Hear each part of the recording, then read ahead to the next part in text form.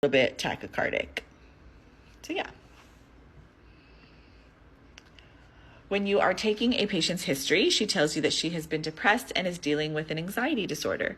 Which of the following medications would the patient most likely be taking? So out of these 4 medications that they have listed, which ones would probably be for depression and dealing with any type of anxiety disorder? So depression, anxiety, probably a tricyclic antidepressant. I feel like we're also familiar with antidepressants.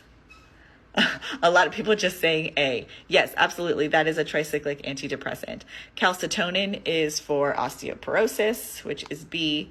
And then Permax is like given in conjunction with levodopa, carbidopa for Parkinson's.